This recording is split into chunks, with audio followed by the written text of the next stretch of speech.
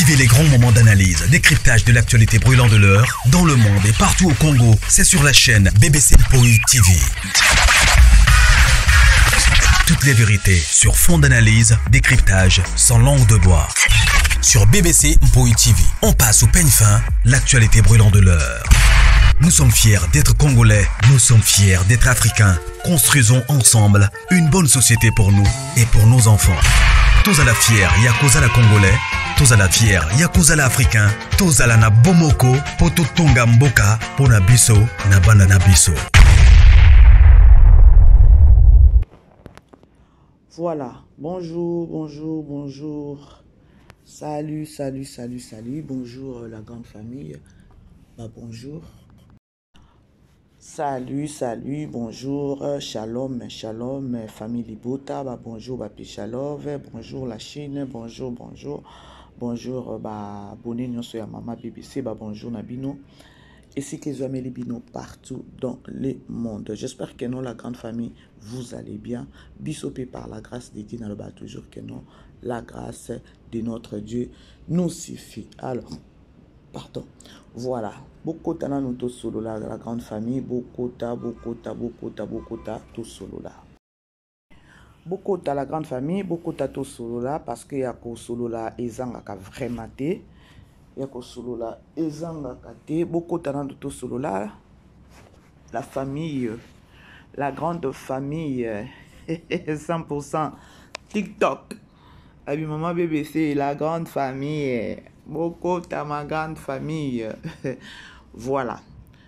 Merci Nabandeko Nyonso oyo babinga kabiso parce que baloba toujours que non, il faut que vous allez na sens à kibo moto lorsque vandi peso moni penza peut-être maman a bengio moni penza que non maman a féliciter musala ozo sala maman bino mwana nanga na bengio kaka musala kitoko boye ya. Merci Nabandeko Nyonso na bozo soutenir biso de loin, de près, na prière, et voilà. Nzambelanga apambola bino, Nzambelanga a bombilanga bino, voilà. Beaucoup de solo là, vous allez me demander, Maman BBC, nini susukuna, wana tomoni pati bilanga, tomoni pina orgazi, voilà, bazaba artiste comédien na biso.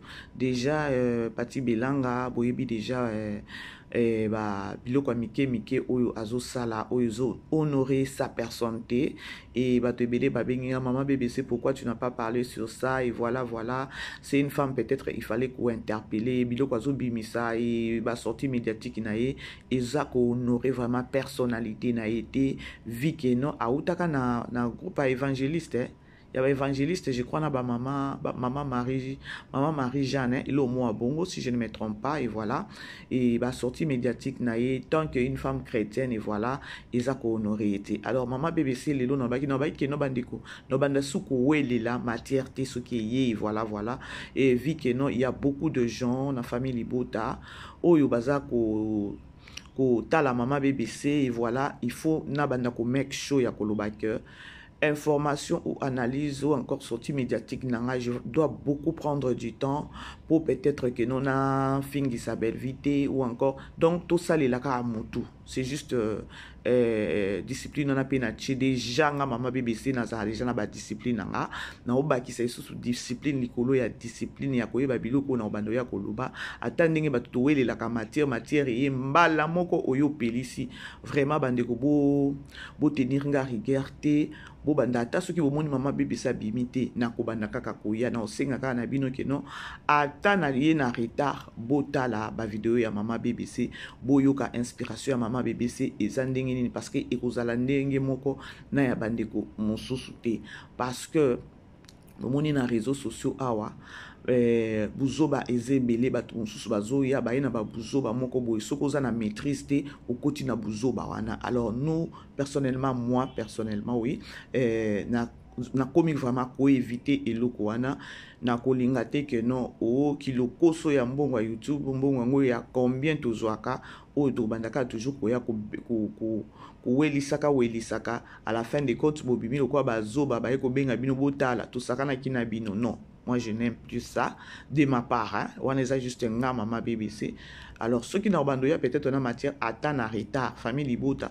Ceux qui beaucoup encouragé maman BBC à Kolobake. Non, maman BBC à côté total, à maman BBC, matière écoute qui y a 2 jours passés et maman BBC a eu na 3e jour. Dites-vous que non, maman BBC a eu une inspiration à Ndingue Moussous na bande côté.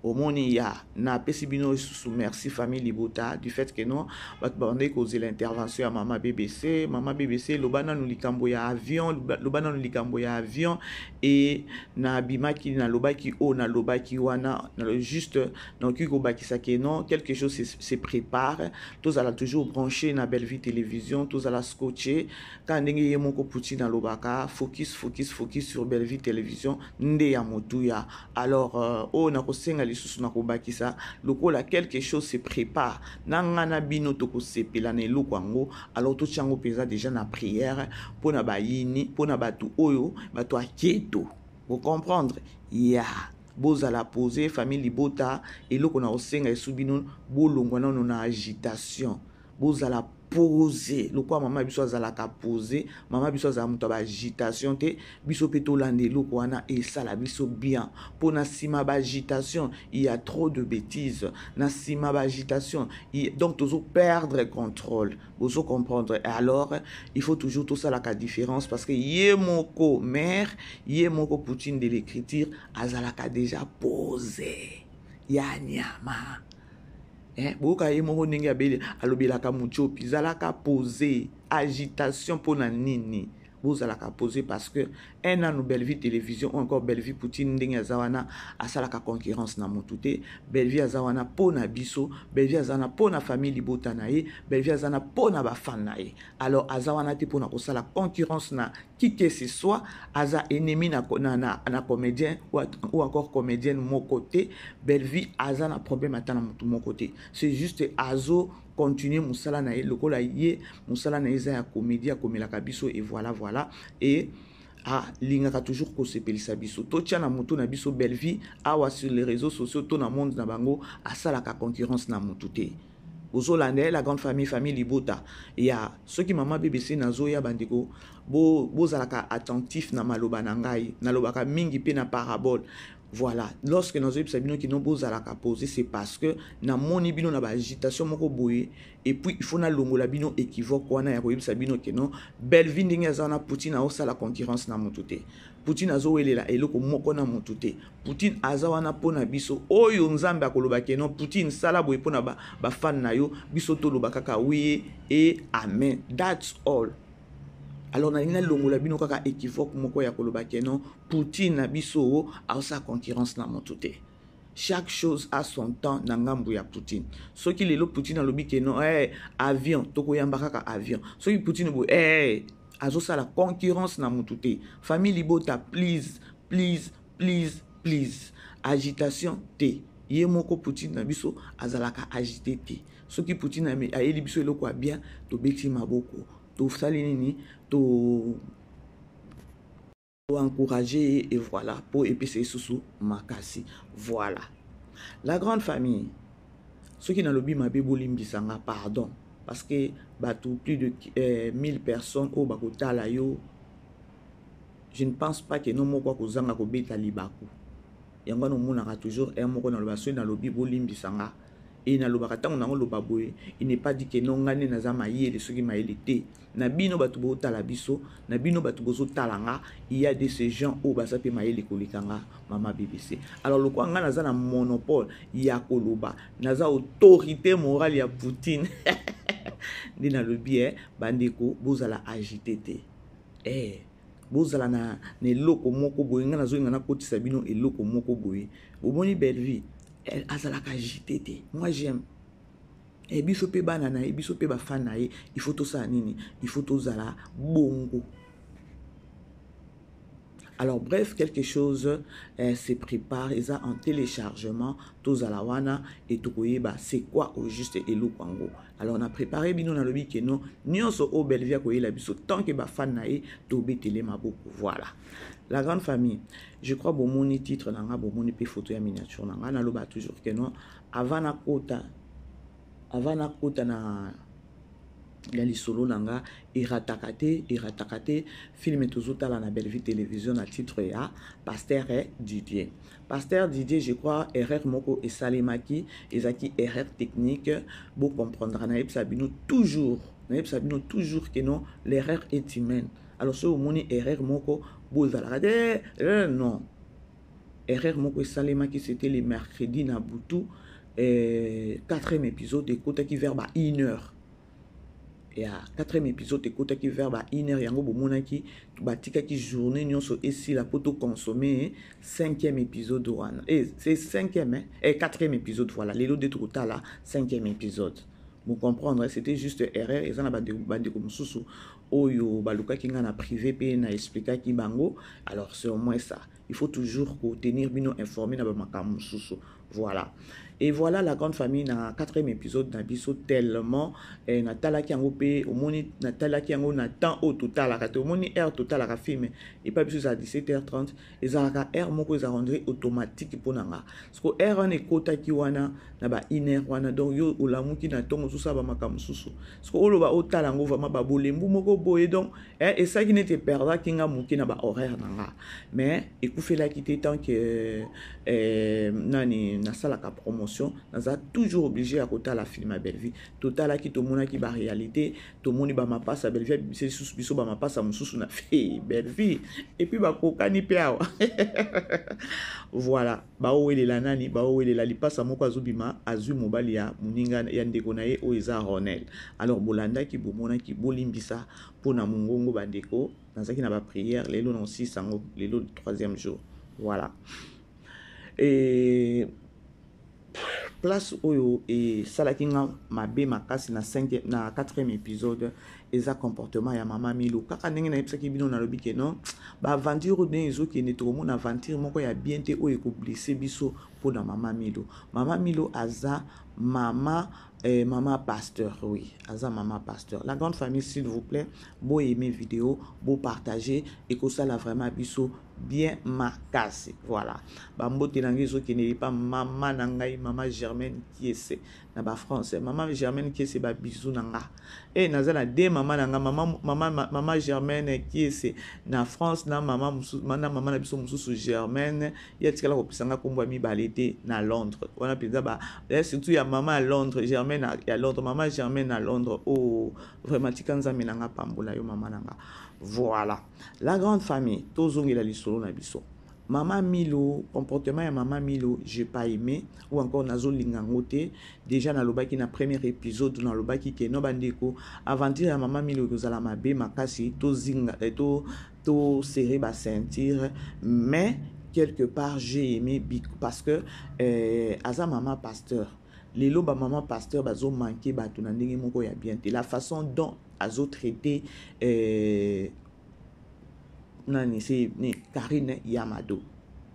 Je crois na zoa qui peut partir wana na tchaki yango na ba statut nanga vu que non na fond nanga na zapi na ba maman pasteur et que ndepé et conseiller et puis ça bango kaka leçon et puis ça bango vraiment leçon na ko décortiquer na ko beta vraiment c'était na sika wana ezala ekozala vraiment bon nous savons tous que ezala mutu mususu ko sepela nango te ba maman pasteur mususu lokwa ka ba maman Milo wana eza ba problème mais ils ont interpellé pe ba maman pasteur.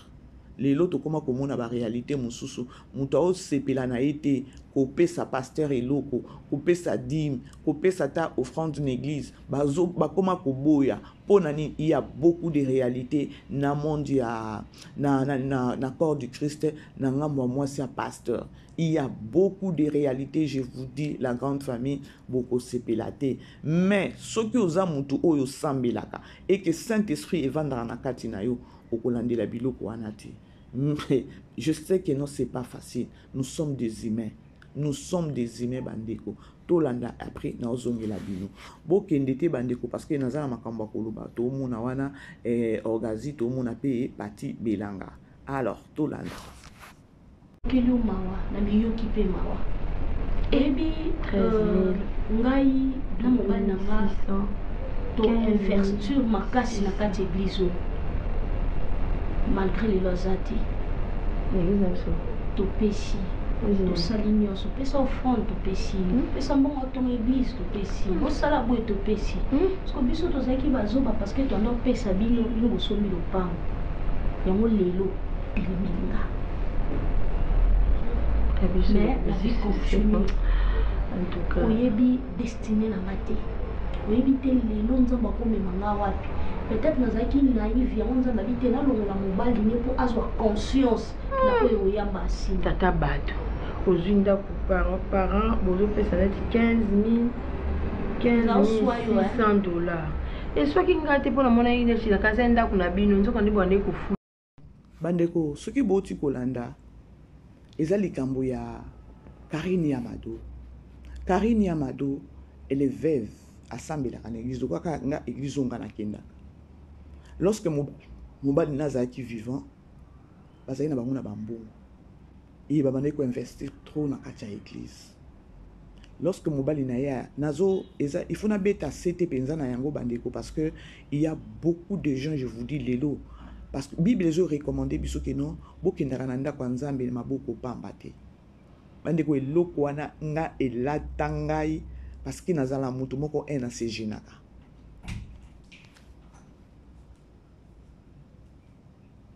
chéri kanga porti ok libanda la grande famille bolimbisa père aba petit er moko ye pe alekelaka ngai er moko bike non makelele kuna na chambre mosusu et surtout bazosala mosala na building oyo mwa makelele moko eza na ngambo kuna ya fenêtre voilà bolimbisa la grande famille vraiment bolimbisa avec beaucoup de respect nasengi bino bolimbisa voilà et tozongeli ba mama pasteur lelo tokomi komona bandimi baoki na ba église bakomi na mitema makasi ya kopesa na église pona nini vi que non tango bino bozokaba ekomi bato bakomi kolata keno biso nde tozosala nini tozobongisa bavi na bango na nsima ya kobongisa bavi na bango baza reconnaissante elo moko ya bongo donc chacun moto na moto aza na ndenge na ye azoréfléchir alors soki bolandi Karine Yamado alobi très bien que non biso toinvestir mingi na kati ya église siko nazoyeba te nakoloba ngo na deux volets nakomema ngo na deux volets est-ce que lorsque tu investis na kati ya église il faut la tango et la tayo penza ya koloba ke non nga lokwa ndenge na investiraka na kati église oyo bon je sais pas ezakaka nazoyeba te vraiment nazoyeba te nzambe ye moko kaka ayeba ndenge ya kosunga ba makambo parce que lorsque osungi na kati ya église tu dois oublier aussi mais biso toyebi ke non église eza place oyo tokendaka kose réfugier lorsque problème eza oza na place mosusu okimela te et si lorsque tokoma lelo tolobi nazala ta na adresse na nga moko ya église parce que ne any problème oza na problème nyonso oyebi ke non ata famille na nga eza te famille na nga mibale eza église mais en retour église mpe ezopesa lisusu bolingo wana te en retour bato mosusu bakoma ke non lokwa na investiraka na église mingi c'est-à-dire que non ata lelo naza na likama église mpe ekozongisela nga en retour nakoki koloba ke non okoki kozala mpe na raison ya koréfléchir bongo ekodépendre sikoyo na pasteur bozolanda la grande famille parce que toyebi ekimelo na biso ya liboso ezalaka na église. Bon, je peux dire que non, mutu mususu oki ozo investir na église parce que toyebaka o ekomelaka biso lobité. Toyebaka o ekomelaka biso lobité. Karine Yamado problème ekomeli mobali akufi. Na sima mobali kokufa et sali que nyonso tout est parti. Quand ndenge la réalité, moi ça akufeli mobali, ba bien nyonso ekei et que bazaki na bango na bambongo et voilà. Ndako yango wana ekei il fallait que nekovanda nani akeko yebisa papa pasteur yanga nyazala na bien ya koloba kino yaka na novanda awa na tanda et voilà mama Milo abengana ki aboya ki ne makambo moi ki ne mama Milo atelemelaki Karine Yamado, c'est-à-dire que non mama Milo eloko o Poutine la ki biso na kati ya mama Milo eza oyo ezoleka na mingi et pas ba maman pasteur. Bandeko eza ba maman pasteur mosusu na kati église. Soki ozokaba te aini yo olati kitoko boyeboy o pesa no eloko te. Aini yo aosambe elopete. ba pasteur mususu pe baza bongo bandeko corps de Christ oyo église nzamba sunga yango monanga moko soki na osambela na lela repa nzambe na bi Seigneur pesaka nga motema monene. Et puis na yebisaka bino toujours awa ya koloba keno bandeko bomoni lelo ndenge toyaka mosala nzambe moko asali kuna boye toye awa bato baye parce que nga kutu déjà na evitaka koya kovandela basali ya nzambe. Soki bomoni likambo moko kuna epa mosali ya nzambe eye awa pa nga na kondana kana ngo bien ko condamner eza biso te nga na loba toujours que non c'est parce que bino bozwaka ba pasteur wana soit disant que non baza banzambe te. Soki yo oza na motema mabe pasteur pa aza na motema mabe. Soki yo oza motema ya kanda pasteur mususu pa aza motema ya kanda. Donc c'est à dire que non on a ni ba défaut bazalaka pe na ba défaut. Et loko esalaka ke no to kata makolo na ba église to banda kolobela ba pasteur mabe c'est parce que tozora na bango na premier degré ya koloba ke no basali nzambe na baza ondire bakomi baleki ya Yesu basumu kakate zoka bango pe bazana bakali bazana ba défaut moko ko supporter te. Et ba défaut wana peut-être assemblée ngo pe nzambe sanini alongola ye. Maintenant to okene na côté finance côté mbongo dezoboma église to mona akutu na ba église mususu ba pasteur mususu boye mondimi oyo apesa keloko moko te mondimi oyo asala keloko moko te aocha ekate. Donc pasteur akoma ko pona ba vie ba grand loup wana bato ba mbongo na kati ya église nde pasteur asala ka amitié na bango po asanini azwa tozomona ngo na ba église. Maman pasteur amona te kaka boye pa omoni maman pasteur babiloko wana eza babiloko moko boye il fallait basala nzambe bo banda ko doser basi basala nzambe pe bo banda ko doser moi ça mosala nzambe azo sala concurrence na kati église ya kolata amona mutu alati boye te ye pe kuna kaka aketa azokota pe boye ya kovimba otala boye kibo santo moko ezate mais otala boye boye aza vraiment na Saint-Esprit zo utiliser. Maman pasteur na kati église azotala mutuka ka sesi azotala talon azotala sapato azotala sac azotala lamba olati tozo mona ngo bandeko ezalaka déjà to mona et zo continuer boyoka bolanda lisusu mama Milo alobi eloko moko alobi keno azal papa Kofi azal susu pa nani quoi ça père spirituel na yote po na nini parce que na minito mbongo kozali susu te ya kopesa bango. Ozomona likambo ngo omona mutu mususu ala pa na ekokende na église. Comment est-ce que maman pasteur okilo ba keno azai susu pasteur na azai susu père spirituel na yote. Est-ce que yo ba na église a botala ba biloko maman Milo abimisaki. Ça fait mal ya koloba keno. Bozo landa la grande famille. Tolanda. Merci Benina Ofansanga awa. Sona yaka c'est parce que papa za père spirituel na te alongo.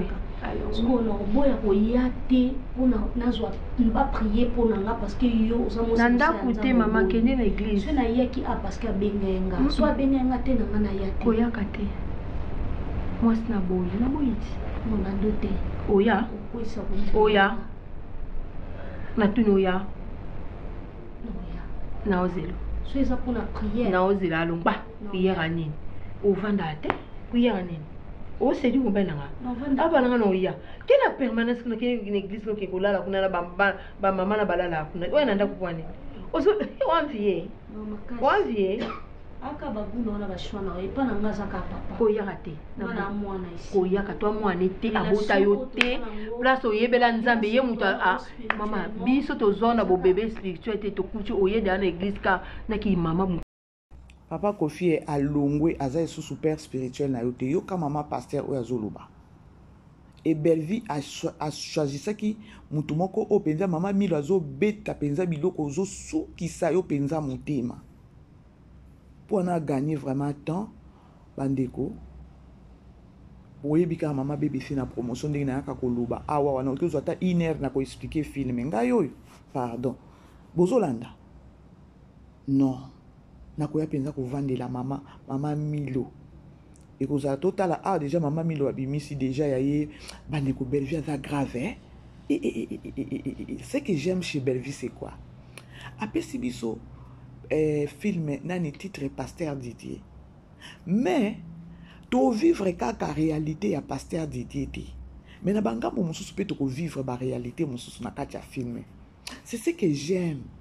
Po eza na ba film mosusu bopesi biso titre boye, botingami ka na titre wana, botala kaka vie kaka pasteur, kaka titre moko wana. Mais chez Belleville c'est pas le cas. Na minute tozomona aventure et pas Maman Milo, kaka na kati ya pasteur Didier. Et puis corps du Christ et pas Maman Milo, toke kotoyo et pas ba mapasa. Baza pe na kana bango kuna, toke kotoyo et pas mama étoile kuna na Maman Marie-Hélène. Ka mususu eza kuna. Toke lisusu kuna et pas nani et pas Aziza kuna na décor na Miss Kalunga. Ka mususu eza kuna. C'est-à-dire que nos films et kozala boring te. Ce qui boke na tableau oyo aventure eza. Ce qui boke na tableau oyo aventure eza. Ce que bota na niveau ya level ya raisonnement ya inspiration ya mutu. Na ebite bande soki bo comprendre ngai sika wana. Mais na minute o soki eza mutu mususu kaka ndenge alobi pasteur Didier to ko vivre ba tableau nyonso ozaka pasteur Didier mais chez Poutine c'est pas comme ça. OK kuna et pas nani et pas ba daeli ka mususu kuna yepe mutu bakanda kuna. Bota la niveau ya mutu. Siko boya ko yebisa batu ke non o boy. Il faut ozaka mutu pozana kindoki. Siko to yebite na batu nyonso wana. Papa pasteur Didier a okota na ba foyer ana nyonso na banda kwa na nyonso déjà papa et pas pasteur et pas papa Kofi aza père spirituel na ye déjà y wana pasteur Didier asa nyati pa nani asa nyati pa badaeli etikala nyata wapi asa nyati nani décor pe na mwasi na ye to Belleville non bande ko bozala mayele pour vous comprendre qui est Belleville pardon Badi. Voilà. Tout à la siko ya suka comme ça na ya kokota na lisolo nanga.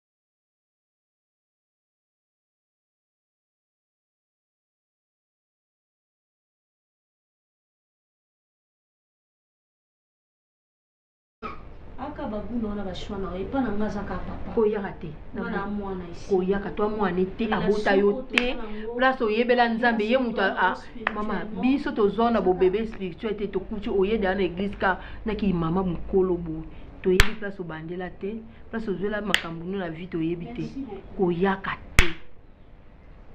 Merci beaucoup. Merci. À bon entendeur. Salut.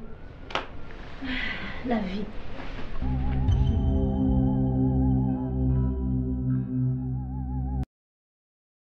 Bandeko bolandi koyaka lisusu te biso tozwa yo na ki bébé spirituel te maintenant soki tolobi tolandela ba o bango bazwa na ki bébé spirituel bavandi na bango bien ba o bazwa bango na ki bébé spirituel bavandi na bango bien et c'est grave hein franchement c'est grave. Alors nakangi na no parenthèse na biso ya promotion bandeko bo supporta kanga boyebi mama baby sita nguna yaka kutu na kati parce que nazuka ka tableau ya mama Milo so na bina zo kuna sikoyo ba décor na zo kuna ba mapasa kuna bazo de la Ronel bomona te ke no mama baby so ngambo na ko expliquer film voilà tokota na lisolo na biso o na memeli bino tomoni pati bilanga tomoni pena na orgazi bo tout na mama baby c'est problème ni susu na orgazi a sali nini tolanda vidéo oyo après na ozongela bino bozala toujours branché la grande famille État là depuis ba mona na fille mère bo joindre maman Sengo papa Serge bobo manoka piondo mbasi gesho c'est effectivement kitoko sur après ba mona resouté famille bota ba mona ba otala yo non comme on dit toujours ceux qui place na jouer zali OK ma sœur Belvi a qui a bien été pour un monino place qui a évité aime ça bon ça qui le mot au jeu sont balé parce qu'ils sont balés sur le côté là la musique je sais pas maman coco ma coco ah oui honorable député ouais aime ça raisonner pour na organiser il faut de la bouée on comprend besoin ça va doit ba ma coco wana non comprendre na ngai parce que les arbres qui sont ba on va dire quoi ni filmer ba penga ete ba tout ko lima mais na dit que Belvi c'est ma sœur et ça y a filmé il y a ba famille. OK, c'est ça. Je crois bomoni orgazi. J'ai préféré yakucha vidéo wana pourquoi? Parce que il y a beaucoup de réalités dans le monde des comédiens. Biso nous stoyebi orgazi azaesu suna potote orgazi azana kin. Et na moment où yakomaki na kin je crois film né à liboso ajuaka na Belle Vie télévision to monaka azaki mwana je crois azaki mwana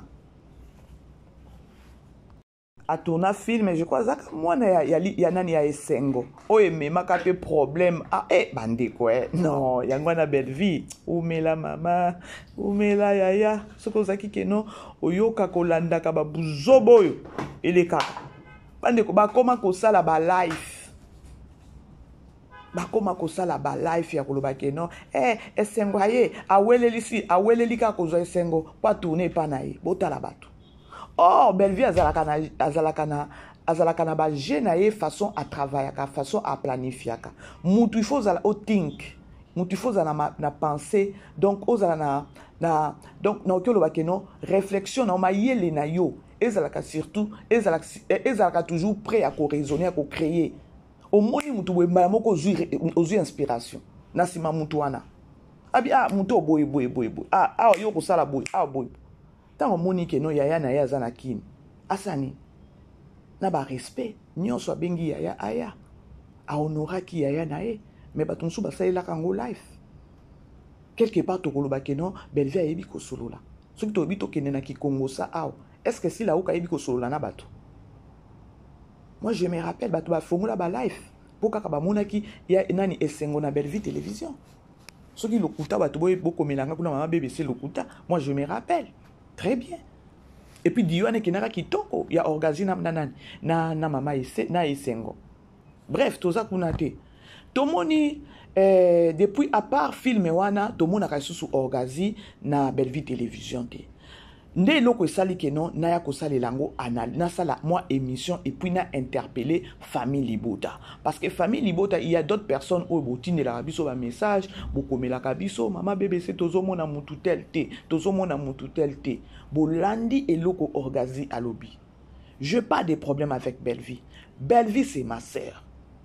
Na Belle-Vie Télévision, c'est juste... Oye, eza compagnie, mais eza ya bato ko signer contrat. Ce qui a besoin ya mutu, oye, azuyo, bosilani, esili okei. Ce qui prochainement a besoin na yo, façade na yo, atali pena, a besoin de profil, non, na katia film na ye, a kozang sa ko bengate. Je crois Bolandi Malouba, il y a Orgazi. Orgazi, elle a bien dit, Belle-Vie, c'est ma soeur. Ce qui bomoni que non, azo benganga ite, to landana. Depuis ma fille mère, je suis maman Sengo, papa Serge, Bobo Manoka, Pion Dombasi, Gesho. C'est des films qui toko. Parce après on va ressortir. Famille de Bota, non, comme on dit toujours, ceux qui placent dans le jouet Zali. Ma soeur Belle-Vie a oublié. Qui a bien été pour un monino en place qui a évité. Elle me semble bon, ça fait le mot au jeu, parce qu'ils sont balayés sur le côté là. C'est la musique. Ma Coco. Ah oui. Honorable député. Oui, on doit raisonner pour nous organiser il faut de la bouée. On comprend. Besoin ça va doit ba ma Coco wana. Non, comprendre nangaye parce que les arbres qui sont au bâti, on va dire quoi ni filmer, on va faire ngaye, c'est ba ko yima. Mais on a dit que Belle-Vie c'est ma sœur. Et ça y a filmé, il y a ba famille. OK, c'est ça.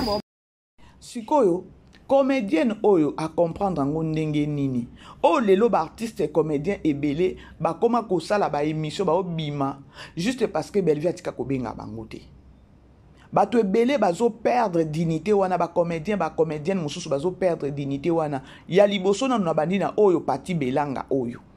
Na pire esprit. Azana no un mukulu pa Belle-Vie. D ba sortie médiatique na ye.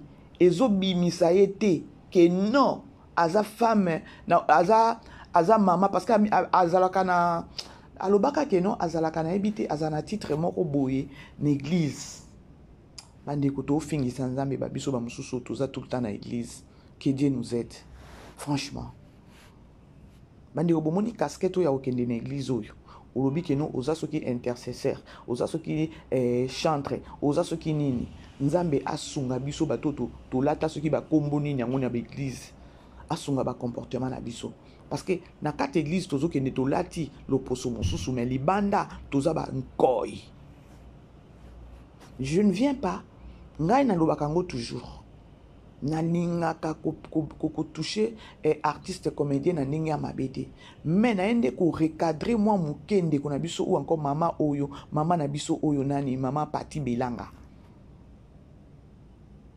Alors ça la sortie médiatique wana je crois to yebi que non film mususu oyo pe abane ko yokana kana ete susu azaki sa kundami na ba théâtre abima kaka na ba polémique kaka boye lobi nango to moni wapi et passe la uka peut-être azana besoin ba bengaye mais maman bino boza ba yaya boza ba mama ya koloba que non ba réalité ezo leka na monde na bino tant ozo ça la sortie médiatique il faut pe sa message moko oyo ko lendi sa bato message moko oyo ko zongisa ta bato ezongisa ba artiste comédien na temps ya koloba que non bande ko bota la temps auto okene ozongisa bango na kibonzambe nini ezanga kikaka mama oyo eza ko zanga to nini to boite. Ce que vous avez besoin de kokende que non et pas si la ouka abenga asalila abenga on a ba filmer na yo. Maman, il y a beaucoup de moyens à kosala. Zofon na yo. Betelango prière. Seigneur, numéro ya nani ya maman loketo ezana fon nanga. Nazana besoin ko travailler na ye. Yahweh Nzambi, Éternel est Dieu. Awa nazo former numéro na ina bengaye. Seigneur toucher mutema na ye pour lobia sa nini. Abenga nga na musala. Nzambe nazana besoin musala. Nasima musala wana na ufuta dim na ufuta ndaku na église et voilà. Otie Nzambe na épreuve. Bo ko sala ngote. Il faut qu'abo utiliser diable. Appel wana kaka tango recommanda ngo na maboko ya Nzambe. Obengi ndeko na opelobi ya ye. Benganga ko na ata ko jouer. Eza pasi na bino ba artiste comédien bo salele loko wana. Eza vraiment pasi. Nga ezo lekelanga. Eza la tabano bazo bima lobi te. Bano bazo bima ba grâce luzolo baba daeli ba mona mutu lokola mama toki mama Pati na babilo kwa bongo. Respect zate yaya. Na ebite soki bino bo comprendre makambo ngo ndenge nini na samu yo. soki obengi biyaya e tala boy loko bino moko bolobaka keno tobengaka te parce que soki olobi obenga ekitisaka siko bozwi stratégie ya koloba keno oya kolobela e oya osala sortie médiatique moko boye osala neti ozocrétie koto oyo opesi position koto mpo babenga yo. Mais laissez-moi vous dire que non, et pas Bellevie et koleka pété. Bellevie au grand jamais attaque comédienne moko obimi na minute olobeli na ndenge ya bien akozwa yo jamais akozwa te soki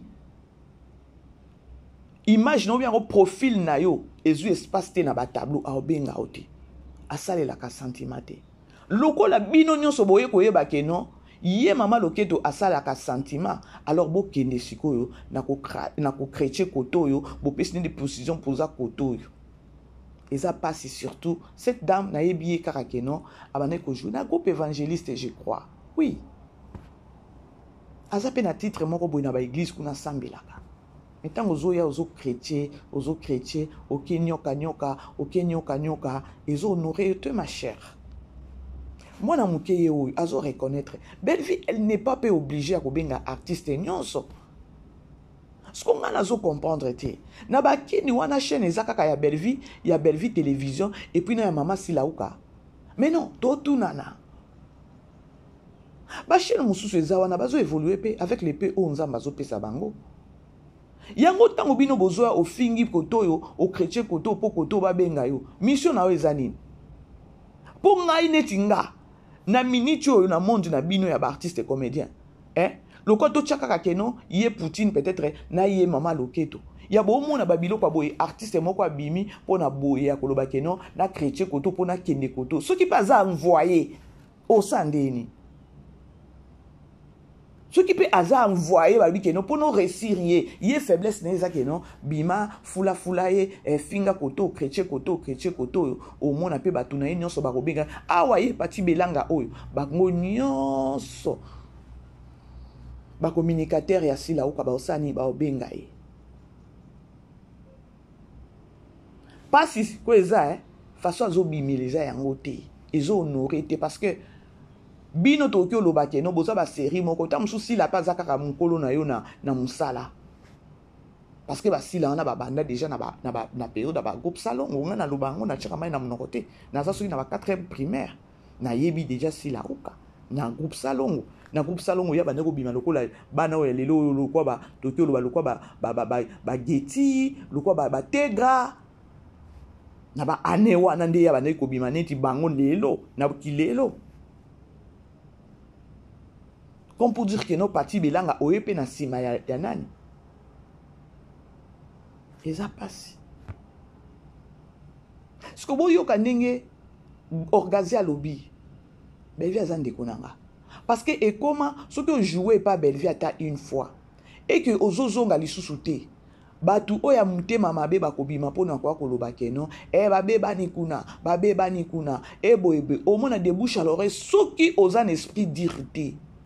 Je crois que yoka ki papa Ntsakala. Papa Ntsakala ezaki juste sortie médiatique na ye moko asalaki. Alobi aza mutu amutu te. Soki koto babengi nga na okende soki koto na okende Bellevie aza ndeko nanga boyeboy. Mais na moment wana papa Ntsakala bande ko jouer mingi et pas Silauka. Sortie médiatique na ye esungaki ya koloba keno Poutine aye ba position na ye je crois na ça ki yango analyse na décortique ki yango ya ko faire voir batu keno je vite compris que non papa Ntsakala Poutine abane ko kanisa peut-être papa Ntsakala a sa position na ye ya koloba keno aza abakwiti mais sortie médiatique ya papa Ntsakala tant que mukolo aloba ki yango que Bellevie soki abengi nga na kokende azali ki nga naza na problème te naza boye naza na ngai mutu amutu te mutu nyonso akobenga nga o balobaka ke no soki jouer koto oyo otikali mutu aboye nga naza na babiloko wana te interpella ki pe Poutine oh grand frère kutu yaza déjà na besoin ya yaya et pour na ko garder respect wana ko garder relation na yaya to mona ki ezaki na film oyo ya nani ya deux sœurs rivales. Papa Ntsakala lobaki nini? Papa Ntsakala lobaki ke non na tournage Bellevie ayebisi yaya limbisa na bosa na kayo mais aza motuti soki osali sortie médiatique moko boye obimi olobi pe na ndenge ya bien c'est comme si que no Bellevie bazaki aza mutu boza ebele oh azalaka mbala moko abule yo Ce qu'on a minute autant yo bimi ozo ko chrétien ozo ya ko chrétien. Po benga yo. Peut-être avec nous pe la problème té. Peut-être pe abosa na yo. Yo bimi na sortie médiatique no obimi na mafinga, obimi na ko chrétien. Mais bouton bala mokoti. Bande ko bozala ka mayeli dans la vie. Biso ba maman bébé c'est tozo interpeller bino dans les bons sens. Po na sima ba comportement na bino bolingo bimisa kaka Poutine mabe. Je crois tant on a pesi bino exemple ya papa Sakala. C'est juste pour na ko zungisa mayeli sens ki bo moto na bino bo raisonner le kwa bato. To ba no mona papa Sakala te. Mingi ya bana ko jouer pas si lauka. Belle vie maintenant zaki confuse. Je crois émission na sala kana zoka ba appel ebela bino maman bébé c'est tu as bien décortiqué au fongo li peser loko isa ya solo. Bato ebele ba ozo belle vie peut-être ma beka kazolinga. Non, azape na ba oubli. Et yo artiste et comédien, si vous avez un souci peut-être belle vie à benga yo. Oza obligé te kaka ya koya libanda ya koba ya mbayo okende nango na ndenge ya mabe. Ni nezo zanga pe bino bengi ta mama BBC na yo sala no émission. Yo artiste moko boye oza pe na besoin peut-être au travailler na belle vie. Peut-être belle vie a bossa na kabatu. Na pesi bino exemple ya papa Ntsakala. Ezaki pe ko bossa na penzate ezaki ke non amona ki papa Ntsakala zo tourner trop et pas si lauka abangi na ye ami bangeli de na musika parce que bazoye bana lisusu mité maté. Sortie médiatique ya papa Ntsakala. Il avait bien parlé. Et ça, que non, vie à ça. Oh, vie donc à ça, na naître. A benga qui vie. Parce que pourquoi vous osez nga la sage pour na ozo lipa na facilité. O ke ne ko luka lipa na bandenge moko boy o eza yangote. O bengi ma bébé c'est na ça no émission. Tout ça no émission. Poutine peut-être à l'andaka à Tokyo. Bon, Tokyo chapé mai na mon côté, je ne pense pas que non. Poutine à l'andaka maman bébé c'était. To solo li voilà ah ceux qui ont lancé peu message dans les bons sens. Peut-être Poutine a kochapé na muto alobi na mona ki comédien moko boy pa maman bébé ça yamba ki na bossa na ekutu film on a okoma na moni ke no muto deux fois jouer na lingi profil ne na film nanga. Parce que pas belle vie ato yebanité tant ozo côté pas belle vie bala moko yebani wana c'est eza obligé. Nazo sunga ka bino ba artiste comédien oyo boza na mayele te. Bokomi kobima po ba chabinoka ole bozala au milieu du village na au milieu du village wana na batumi balo bino possible kake no bango nde bazana ba compagnie na bango nde za ya makambu tango zobima zala au milieu du village soki pe babosa na ya tika na benga ekenda ka bongote siko boyoka mwana muke bon mwana muke te organiser zape bon azab déjà mama Tokyo lo bongo. Et ça juste quand t'as une des autres bateaux bengi moi na muki. Azo reconnaître ango. Azo reconnaître ango. Alors oui c'est juste parce que non ceux qui profitent nanga que non il faut pas y monter na place. Je sais que non ma sœur a obenganga ceux qui ont besoin ilongi nanga na filmer na ye. Nde loko ezoboma. Nde loko bino ba comédien beaucoup mina ki mutema mabe bo koka ko bo mona kaka que non obenganga te ya. Nde exemple moko pe dernièrement pasteur na biso apesaki mitema omoni pasteur abengi ndeko moko boyaka boybo yo muteme vimbi yo poani abengi ete oke obandi ko kanisa maka mususu libanda oyo peut-être tango babengeli muninga peut-être babengeli muninga eloko moko boye oyo yo eza ya ko considérer ata yo te yo donc oza no kuna te botala niveau au pasteur atelema ki akomaki na mateya ya apesi exemple ya eloko nde makambo ngo ba comédien ba olika nango bo kanisa eloko eza na kati ya mutu te. Pasteur abengi mutu oyo yokuno vimbani okanisi na kokanisa bengeli nini ta mususu bazotonga ta mususu boy oh abengeli loko moko boy oh eza même pas na penser na yo soki babengi muninga peut-être lobi pe pasteur ozana besoin na robenga yo c'est pareil Sko biso tozalaka soki babengi mutu moko bino bobandiko yoka mutema c'est nde zape na monde na bino ba comédien. Bokoma ebele, Luka journaliste moko, bima, zala netre. Ce qu'on a minute autant que bako bengo pas si la uka oke kuna, ba omona mbala moko ke non, a jouer parce que bima ki ayeke ko chrétien koto a tomboli koto, siko dignité valeur no pesawa, puis valeur pesate. Est-ce que beaucoup makana ba niveau moko penza yangwana peut-être ba comédien à Congo, bozaka na ba problème. Bozalaka pe na ba conseiller, bozalaka na ba conseiller, bobimaka ngulu.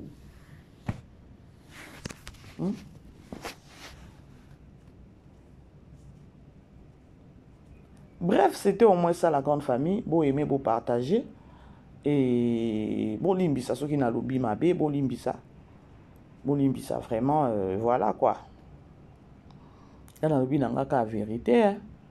On a l'oubli n'a pas vérité. Bon limbisa bandeko. Ceux qui boyo qui voient na odo la père aba petit kanga porte bon limbisa. Il y a la ceux qui a zobima donc hey! Kuna pe bazo bongi sa fenêtre kuna bazo beta makelele kuneza. Ah. Voilà la grande famille, c'était au moins ça. Et la lingi bino mingi tous ala wana ebele na Belle Vie Télévision na pourquoi les lopo na 5e épisode na biso. Il y a Pasteur Didier et après wana bozang ça a toujours déjeuner nani dessert et pas maman BBC voilà. Et bosunga maman BBC na ba publicité. Bon mais karakoti ka ba publicité voilà quoi pour na sima ba publicité moi Ken ya Coca et mon nana et ça vraiment biso bien voilà la grande famille je vous aime vraiment tokutana Hermoko et que ça la biso bien. Et là, comment que je se préparer na Belle Vie Télévision, vous a toujours branché, vous a en agitation, parce que toujours ça la concurrence, voilà, tout ça la concurrence. Je vous aime bien, bisous, bye bye. Vivez les grands moments d'analyse, décryptage de l'actualité brûlante de l'heure, dans le monde et partout au Congo, c'est sur la chaîne BBC Mpoi TV. Toutes les vérités sur fond d'analyse, décryptage sans langue de bois. Sur BBC Mpoi TV, on passe au peigne fin, l'actualité brûlante de l'heure. Nous sommes fiers d'être Congolais, nous sommes fiers d'être Africains. Construisons ensemble une bonne société pour nous et pour nos enfants. Tous à la fière, Yakoza la Congolais, tous à la fière, Yakoza la Africain, tous à la na Bomoko, Poto Tonga Mboka, Pona Biso, na Banda na Biso.